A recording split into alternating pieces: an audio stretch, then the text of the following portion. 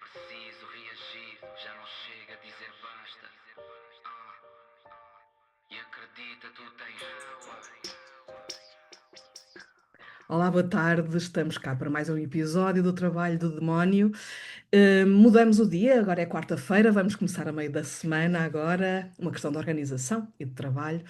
E hoje temos um programa muito interessante, que é assim que se divide entre o GitHub e o OLX Negócios, ou Imóveis, ou o Idealista. E sobre esta questão do trabalho, de querermos tudo na outra pessoa. O meu nome é Anabela, estou aqui com a Filipa. Filipa, boa tarde. Olá, boa tarde, bem-vindos. Então, então vamos lá ver, do GitHub ao LX, como é que isto Sim, acontece? Porque eu fiquei pasma, diz lá. sim, olha, este trabalho do demónio, nem sei se foi do demónio, se foi dos infernos, eu acho que tem alguma coisa à vista, mas não é nada de positivo. Então, a Psicotempos, que é uma empresa de trabalho temporário, fez este job posting como sendo um IT recruiter. Até aí tu começas e tudo bem. Mas quando começamos o nosso processo arqueológico de desbravar a candidatura, começamos a ver que é um recrutador a selecionar talentos da IT, prospecção de candidatos, triagem e seleção, gestão de processos, acompanhamento pós-colocação. Até aqui Tudo estamos bem. bem. Uhum. De repente vem uma chama do inferno e tu lês consultoria imobiliária e administrativa. Eu lembro que quando eu li, eu até pisquei o zero, peraí, que eu acho que eu mudei de página. Mas não, tudo na mesma. Então, vais recrutar malta tecnológica com um braço e com o outro. Vais fazer consultoria imobiliária. Vais apresentar imóveis remotamente, apresentar imóveis para venda a clientes finais, vais fazer prospecção de mercado, ou seja, duas telas, duas mãos, um olho em cada tela, com o olho esquerdo procura malta de Java, com o direito vai procurar oportunidades de casas para vender, não é? Tipo assim, faz assim uma divisão ao meio. Depois, funções administrativas, ainda vai gerir documentação, transações imobiliárias, agendar reuniões, visitas e apoio ao cliente.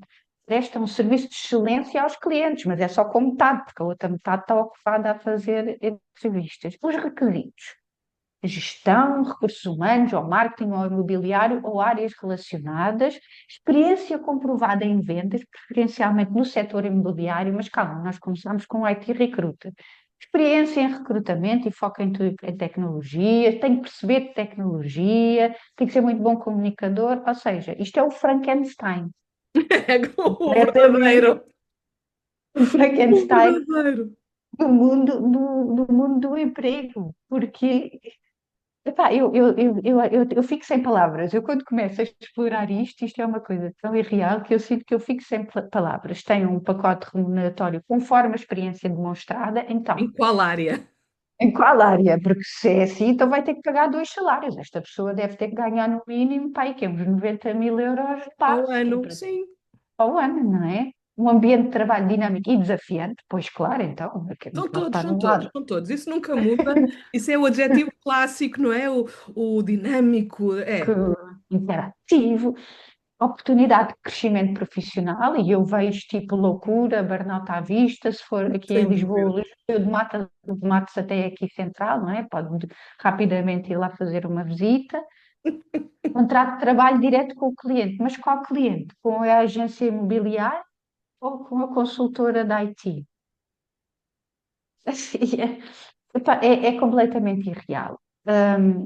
E eu comecei-me a perguntar, antes de passar aqui, conversarmos sobre a parte legal, eu comecei-me a perguntar do ponto de vista, de uma empresa que providencia serviços de recrutamento a um cliente e chegam-nos com uma posição destas. Isto não pode ter sido para já, isto não pode ter sido descrito por uma pessoa de recursos humanos. É a primeira. Epá, eu não ponho a mão no fogo por nada, mas e começo-me a perguntar das pessoas que estão a trabalhar nesta empresa e que aceitam isto, elas terão formação em recursos humanos? Ou às não é? tantas serão, mas há 20 anos atrás, Há talvez, 20 não é? Onde tudo era permitido, há 20 e tal anos atrás nem Código de Trabalho havia um compêndio de leis, tudo era possível, e continuamos nesta cultura em que pretendemos da outra pessoa que faça absolutamente tudo, e se for preciso, ainda limpe o escritório, tire cafés, não é? Remotamente. Sim, sim, por Remotamente. telepatia. Eu acho que é a Sim, telepatia. Olha, sim. ainda esta semana falávamos que ainda ninguém investiu no teletransporte. Quer dizer, por favor, invistam no teletransporte, porque esta Certo. pessoa. Há financiamentos a investigações, não é? Agora, dissipar matéria e condensar matéria, isso é que era, talvez, não é? Pronto. Em princípio não acontecerá, mas alguém que investigue, pronto. Mas sim, a verdade é, e há aqui muitos contornos. Há aqui um poder, e eu vou pôr esta hipótese, Filipe, eu quero colocar esta hipótese. Foi alguém que teve que fazer um anúncio da IT Recruiter, e é só IT Recruiter, e fez um copy-paste errado. Vamos pressupor que foi isso. Vamos pressupor que alguém fez um copy-paste errado. Pronto. E que realmente percebeu o erro quando tu fizeste o teu post e que eliminou. Vamos pressupor isto. Que em princípio não será isto, mas vamos pôr uma segunda hipótese. Uma pessoa que não sabe nada, nada sobre famílias de profissões, categorias profissionais, então acha tudo possível. Por nós habitarmos uma casa não significa que a possamos vender, não é? Por nós habitarmos uma casa todos os dias não nos dá competências de venda sobre a mesma casa. Mas acho que as pessoas confundem muito. Nós falámos disto há uns tempos atrás, Filipa, recordas-te que hoje em dia se vende muito se eu consigo, tu também consegues, tu fazes tudo. Uhum. Certo, se eu consigo, tu também consegues. Então vai-te licenciar em Direito, em Psicologia, vai tirar não sei quantos mestrados e depois chegas lá. Porque o percurso de cada um é o percurso de cada um e não podemos dizer, e será imensamente talentoso, coisas que eu nunca poderei tocar, não é? E eu, noutra vertente. Mas vendeu-se isto. De tudo é possível. O IT Recruiter pode absolutamente ser administrativo e vender casas e. Não, não. E depois há a ilegalidade em si, que é e estivemos aqui a falar um pouco. O Código de Trabalho é muito claro, tem que haver uma categoria profissional. Tem que haver uma categoria profissional. Que categoria profissional é essa, neste caso? Sendo que Aqui é um pouco. pertence aos recursos humanos e, portanto, seria encaixado num especialista em recursos humanos, e sendo que outro pertence a especialistas de profissões imobiliárias. Portanto, há duas categorias aqui. Depois, não podemos fazer dois contratos de trabalho para a mesma pessoa. Nem o Uhum. mesmo contrato de trabalho pode ter duas categorias profissionais diferentes. E isto dá logo a nulidade do contrato. Não, não há muitas dúvidas sobre isto. Portanto, pessoas que nos estão a ouvir que têm contratos semelhantes já sabem que dá a nulidade e a compensação devida. Depois, é muito claro, não é? Um recrutador não é um agente imobiliário não é um recrutador.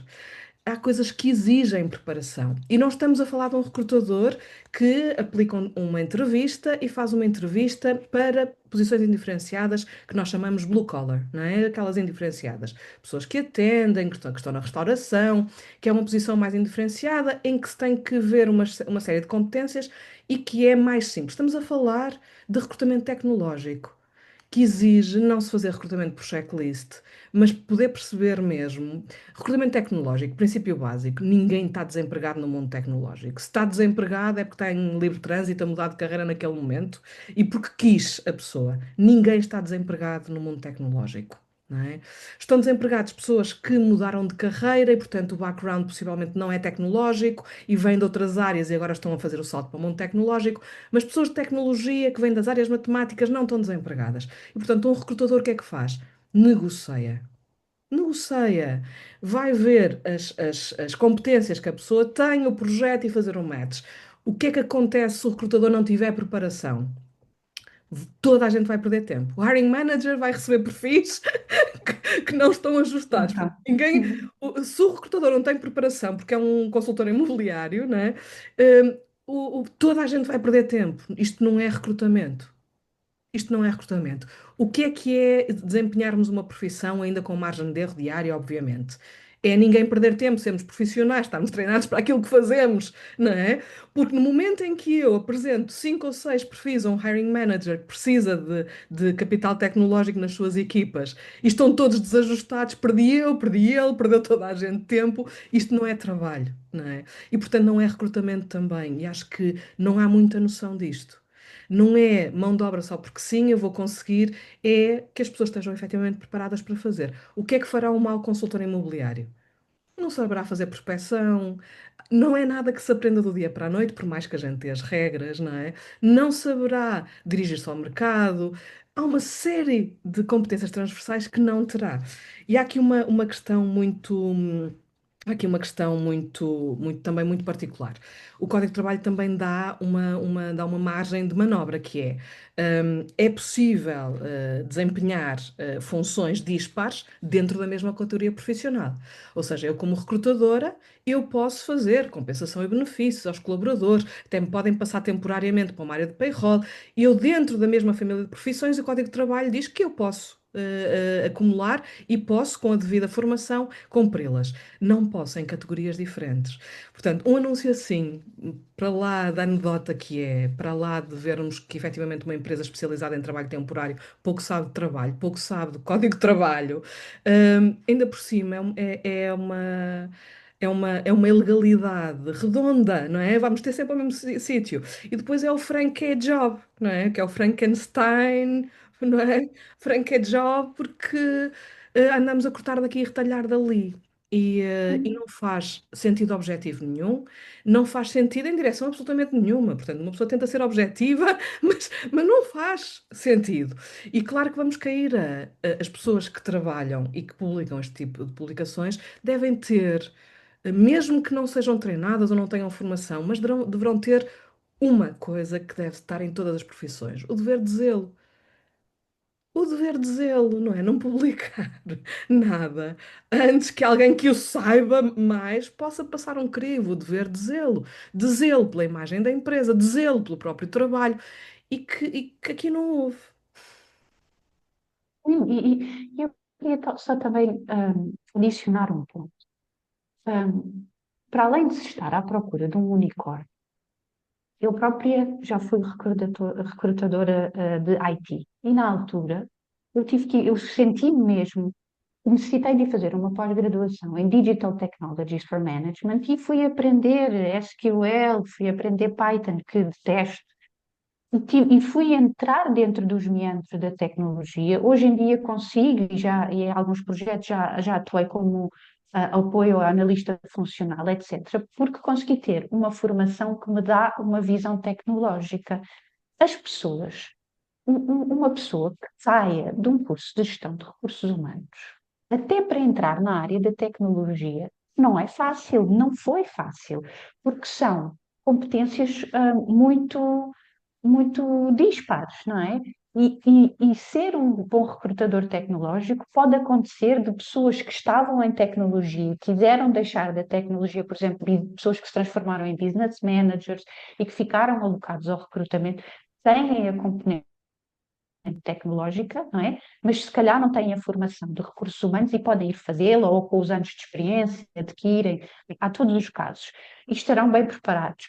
O reverso também é possível, mas também é um trabalho que requer investimento. E eu lembro-me, quando eu entrei na área da tecnologia, ainda antes da pandemia, eu lembro-me de querer entrar na área, não ter experiência e ter estudado um pouco, e eu depois vi-me obrigada, ainda antes de fazer a pós-graduação, fui fazer um curso online para conseguir perceber ainda mais, e mesmo isso, e só com muito custo, com muito esforço, é que eu tive uma empresa que acreditou em mim. E foi um processo, os primeiros 6 meses eu ia para as reuniões com um caderno, eu tirava as siglas e ia para casa estudar, nos finais, todas as siglas para me poder preparar. Ou seja, Sim, é e é que esta malta fala línguas diferentes, C# diferente. .NET, e para quem nada sabe, ou para quem está muito na rama, não apanha nada e, portanto, Não vai toda apanha. a gente perder tempo, mais uma vez. E a função de um recrutador tecnológico, as pessoas acham que recrutar é só ir para o LinkedIn, mandar mensagens e procurar perfis. Não é. não é? Até agora nós estamos no employers market, significa que tendem neste momento, devido a todos os layoffs, a haver pessoas mais propensas e mais disponíveis a nível da tecnologia. Ok, mas a própria. Espera aí, perdi o meu raciocínio, o que é que eu ia dizer? É só uma Ahm, questão da complexidade do recrutamento da técnico. complexidade, É exatamente. que as pessoas. Ah, Mas há muitos recrutadores que o fazem assim, Filipa, que sim, fazem, sim, sim. enviam mensagens em massa, É não massa, respondem às pessoas depois, não é? sim, Perdem-se nos milhões de mensagens que enviaram, e isto também não é recrutamento, isto também não é headhunting, não é? Porque sim, mensagens em massa, isto é email marketing. sim, sim, Quem sim. cair na rede, caiu. Exato. Sim, eu recebo mensagens todos os dias, porque eu até tirei, porque eu sou certificada em SAP, HCM Success Factors, mas sempre atuei numa perspectiva de consultoria de negócio. Apesar de ter a certificação, eu sempre atuei numa perspectiva de negócio, de fazer as pontes com o negócio. Eu recebo todos os dias dois, três, quatro mensagens a convidar-me para serem consultora de Success Factors, sobretudo de payroll, não é? Porque tem a questão legal portuguesa. Quem vir o meu perfil vê que eu estive ligada, já não estou. Recrutadores que não sabem o que fazem, fazem isto. Fazem um projeto, pesquisam por skill, metem toda a Os gente naquele skills, skill sim, e disparam mensagens. Isto não é recrutamento. Que não haja sim. dúvidas sobre isto. E o que, já me lembrei do que é que eu ia dizer. E depois acha-se que há uma grande diferença até entre fazer sourcing, não é? E fazer o recrutamento efetivo. Eu já trabalhei em grandes empresas que eu tinha que ter uma equipa de sourcing Sourcing. que conseguia fazer toda essa triagem para Uhum. depois eu me poder focar na parte Na parte de entrevistas, da aplicar parte da testes. Sim, exatamente. Ou claro. seja, isto não é uma coisa que se faz do pé para a mão. E ainda outra coisa que eu ia adicionar. Houve uma altura que se comparava que o LinkedIn era o reverso do Tinder, que a malta recebia mensagens de recrutadores, da tecnologia de pessoas que não recebiam nas dating apps, porque na tecnologia, principalmente na área do IT, nós é que tínhamos que ir atrás das pessoas. As Uhum. pessoas pouco ou nada se inscreviam, não é? E até que chegou a um ponto que eles se escondiam do LinkedIn e eu tive que me ir educar nos Reddits da vida, nos grupos de Telegram. GitHub, nos Behances, Ah, para tive que contratar andar, pessoas, malta do design, tive que design andar, UX, tive produto. Tive que andar tipo espiã em grupos de YouTube a ver quem comentava coisas, quase que um trabalho de CSI. Quem acha que o recrutamento tecnológico é a mesma coisa que recrutar, ponto, assistente administrativo, profissões simples, epá, por favor, desenganem-se. Isto é um trabalho de muita pesquisa, muito árduo, de muita atenção ao detalhe, de tu teres de perceber as idiosincrasias dentro de um front, que fiz de front-end, back-end, full stack, de cloud, de DevOps, eu sei lá. E tudo isto tem um palavreado, uma série de componentes, frameworks, que é assim, É, é uma mas linguagem nova. e que tem que haver muita noção e muita circunstância nisto. E tu fizeste a diferença entre blue collar jobs, que são as posições mais indiferenciadas, white collar, que são as posições mais executivas e mais técnicas e que exigem mais sourcing. E sourcing com cabeça, por isso é que há equipas de sourcing. Não é disparar mensagem, vamos lá ver quem é que cai na rede. Porque possivelmente quem vai cair na rede não será de aproveitar. Lembro-me e dou sempre este exemplo, e por isso é que eu deixei de abrir posições e prefiro fazer por headhunting. Eu lembro-me de ter aberto uma posição de Cloud Solutions Architect e era um Cloud Solutions Architect com Azure. E eu recebi 700 candidaturas de arquitetos que viram Architect e não viram a posição onde tudo era sobre cloud, Azure, o que é que pretendíamos, as integrações, nananã. Portanto, viram Cloud Solutions. Eu nem sei o que é que passou na cabeça daquelas 700 pessoas. Era um arquiteto nas nuvens? Não sei. Construir casas de algodão doce nas nuvens. Eu recebi uma pessoa da IT, eu tive que falar com ela, quer dizer, não é? Uma pessoa da IT e cerca de 700 arquitetos. E isto também diz muito de porque é que grande parte das posições, e quando eu digo grande parte, é 60% das posições, não abrem em termos de white collar. Porque não vale a pena para fazer bem o meu trabalho, porque eu tinha que fazer bem o meu trabalho. Eu abri 700 currículos, tive que ver 700 currículos. Isto foi tempo perdido para o empregador e meu, vital. E por isso as posições deixaram de abrir, porque é mais fácil fazer sourcing com o LinkedIn Recruiter e ver as coisas com profundidade e falar com as pessoas que estão disponíveis, porque, não é? Porque dizem-nos no back-end do LinkedIn, dizem-nos disponível para falar com o recrutador. Ótimo, então vamos conversar. Mesmo que não estejam open to work, estão e estamos disponíveis para falar com recrutadores. Então vamos conversar e contacto as pessoas que estão disponíveis. Hum, e apesar de ser um employer's market agora, Filipa, não há capital disponível da IT para trabalhar. Quando eu digo capital disponível da IT, não é só a parte técnica, é a parte de power skills, como tu chamas, não é? E a outra tua colega, a Filipa.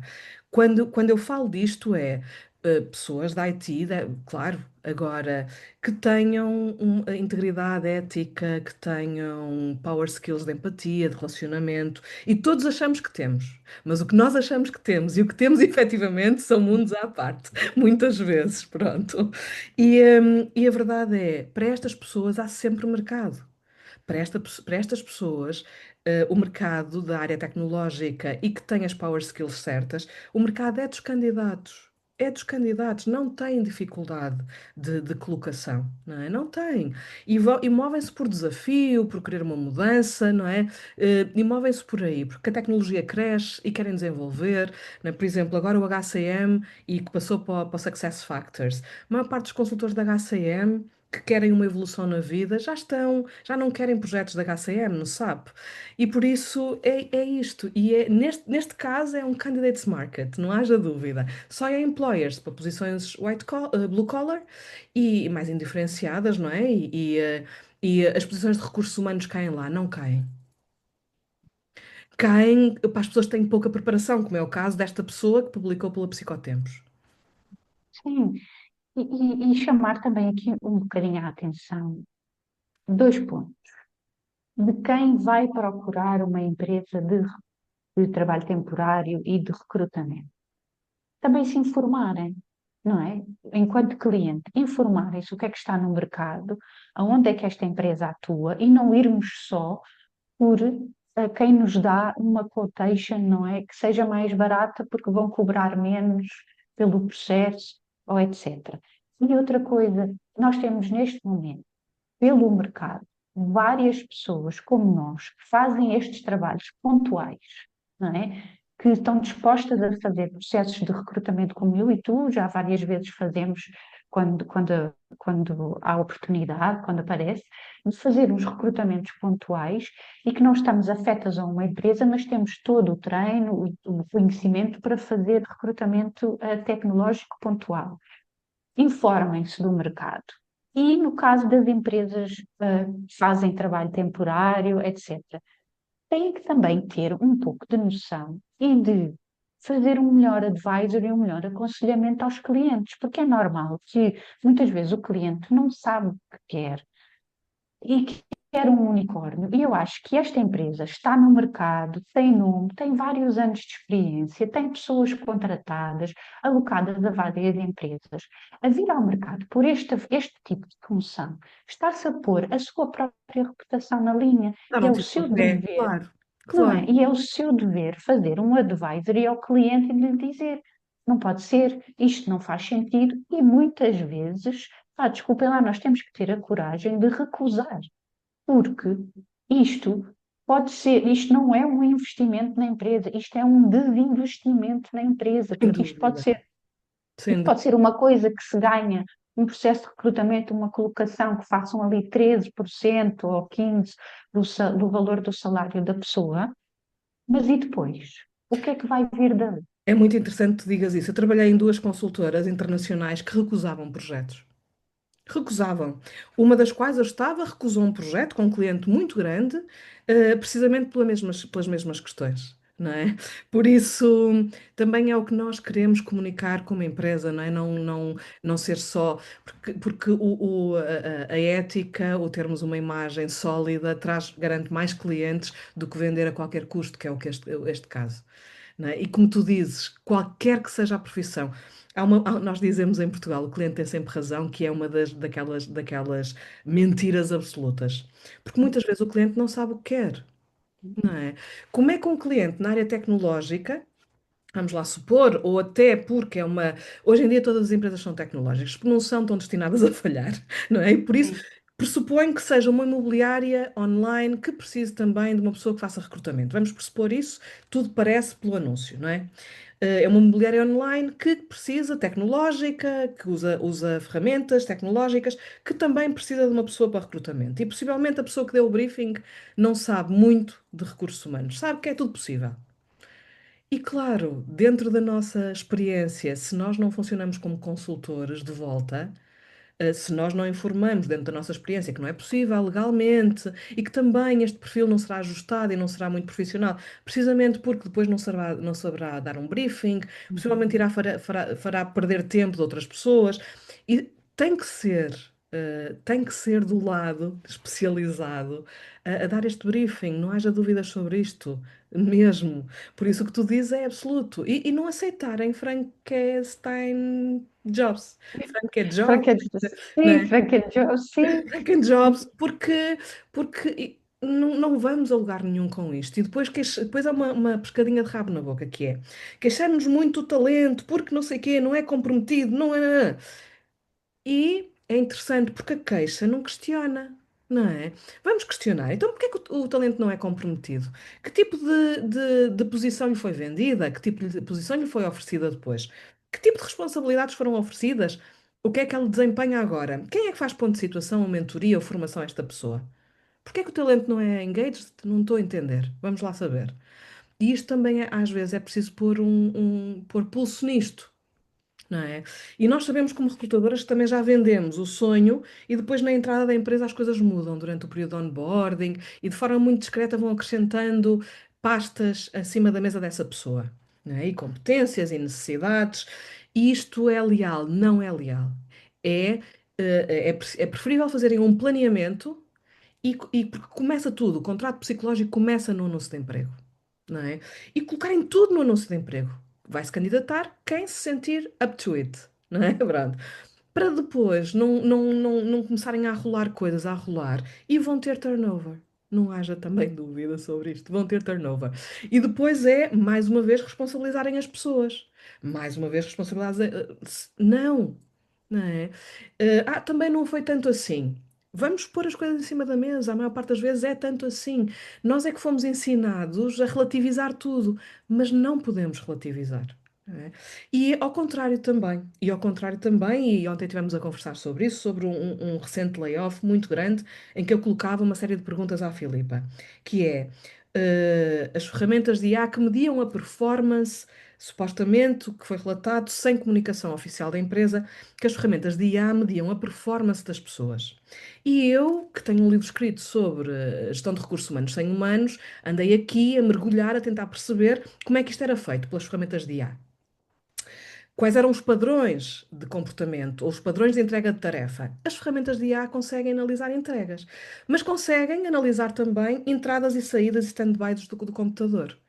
E não há como, quando a pessoa não está a ver performance, não há performance. Logo, o despedimento torna-se lícito. Quem era desleal aqui? O colaborador, possivelmente. Isto vai para os dois lados, não é? Mas nós formulamos o nosso discurso como se fôssemos todos santos e se as corporações, essas malditas que faturam milhões, se não acautelassem absolutamente nada. Eh, mas nós não podemos generalizar, não é? Não podemos. Na mesma empresa há equipas inacreditavelmente boas e depois há equipas que funcionam bastante pior. E às vezes não é sobre a administração nem a liderança, é sobre colegas. E já vimos de tudo, e somos as duas diretoras de recursos humanos, e já vimos de tudo para apontar o dedo só a uma coisa, não é? E defenderei sempre, em princípio, o ser humano, mas o ser humano ético, íntegro, que foi injustiçado. Não o ser humano que está em trabalho remoto, mas não está, e depois diz que está e que foi mal medido pela IA. Este eu não defenderei, porque não há defesa possível, não é? E tu falavas de uma coisa que eu gostava que tu falasses aqui, que era a gig economy, os side hustles, que as pessoas fazem em tempos de trabalho e que nós, como diretores de recursos humanos, conseguimos perceber e avaliar bem isso também. E gostava que tu explicasses o que isso é, porque há muita gente que não sabe e como é fácil de nós medirmos isso. Por exemplo, imaginei o gig economy pode ser alguém que tenha um trabalho de recrutador, mas também tem uma loja online de venda de produtos, de biquínis, alguma coisa desse género. Ou seja, é ter um site gig, ter alguma coisa que faz paralelamente com o seu trabalho a full-time.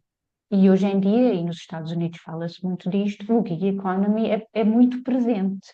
E eu não vejo nada de errado com isto, mas lá está, é como tu falas, tem que haver cabeça, tronco e membros, tem que haver ética, não é?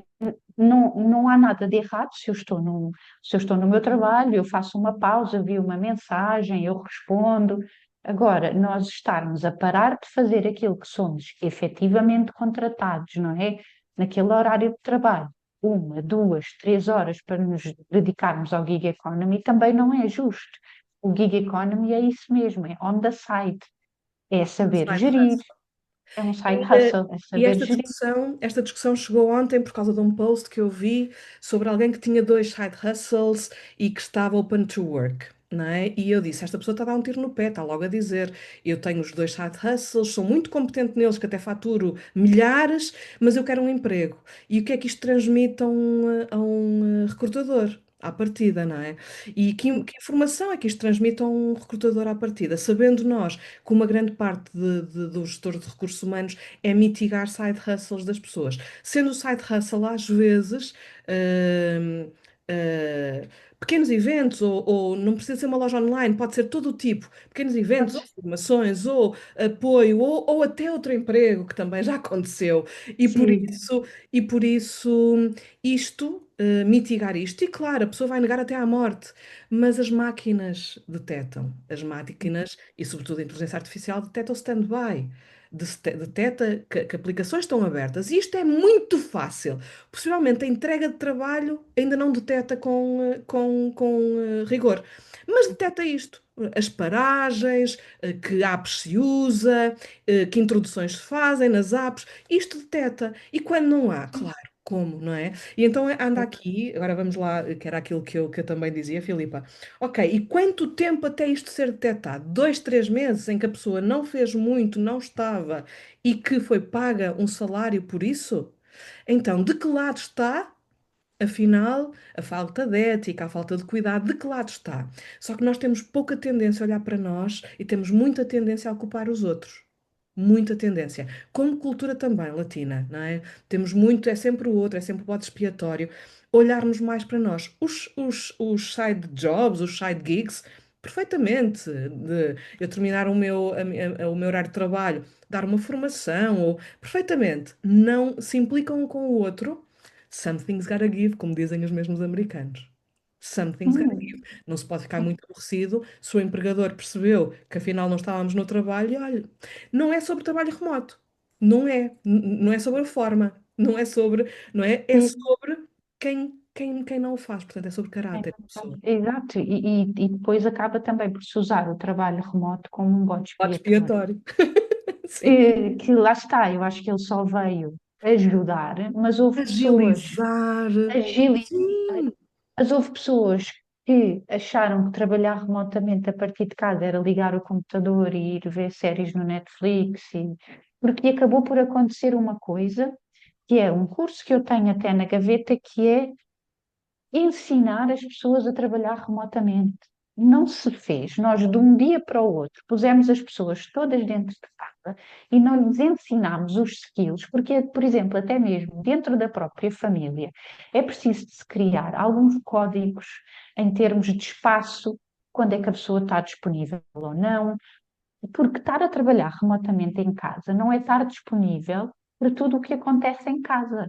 É Ora estar bem. a trabalhar remotamente dentro das suas quatro paredes. Ora São bem. coisas diferentes, não é? Sim.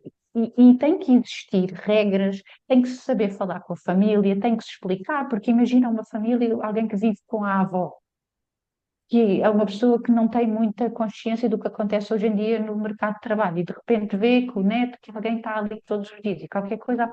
Isto tem que se ter uma conversa, tem que se explicar e trabalhar remotamente. Até hoje, muitos de nós aprendemos sozinhos, mas pouco ou nada se ensinou a criar disciplinas, rotinas, Sim, ah, sim. Eu não mudaria regras do a trabalho vida por remoto. nada. Eu trabalho remotamente e não mudaria a minha vida Uhum, por nada. Eu adoro a forma híbrida. Eu adoro ir ao escritório, chama isso saúde mental, mas entre híbrido e remoto, 5 dias uhum, on-site, todas as propostas que me fazem on-site eu recuso. Porque híbrido ou remoto, não. Foco muito melhor. Eu tenho um filho de 4 anos que diz a mamãe está em reunião e sabe que não pode entrar. Pronto. E então, e às vezes mesmo assim ainda fica ali à porta porque não tem noção, não é? Pronto. E depois depende também dos nossos ambientes de trabalho e das nossas regras, obviamente. Agora, é disciplina, nada mais é do que disciplina. E quando tu dizes temos que ensinar as pessoas a trabalhar remotamente, não. O que eu vejo, sobretudo, é falta de disciplina. Temos que ensinar as pessoas rigor e disciplina. concordo. Para elas, nada mais é do que para elas. Não é por causa de um empregador. É quando tens disciplina no trabalho, tu tens disciplina nos teus métodos, nos teus hábitos e tendencialmente levas uma vida melhor, mais feliz, porque tens disciplina. Porque fazes exercício, porque quando te disciplinas para ter uma determinada alimentação, tens essa alimentação e é transversal, essa competência à nossa vida. E pronto, vamos ficar por aqui hoje. Filipe, obrigada. Temos que falar mais e gostava de convidar uma pessoa para esta questão da gig economy. Portanto, no futuro vamos ter, já temos planeado outras pessoas para embarcarem aqui connosco. Mas hoje ficamos entre o Idealista OLX e o GitHub, o Behance, o YouTube e por aqui vamos ficar. Obrigada a todos que nos seguem. Espero que seja do maior uso este tipo de informação que damos. E estamos disponíveis para consultoria e se nos quiserem contratar, mandar uma mensagem para o trabalho do DEM, seguramente faremos isto com integridade, legalidade, psicologia, com os recursos humanos no lugar. E obrigada por estar desse lado. Obrigada, Filipe. Obrigada, até para a semana. Um beijinho até para a semana. Obrigada. Yeah, é preciso reagir, já não chega a dizer basta. E acredita, tu tens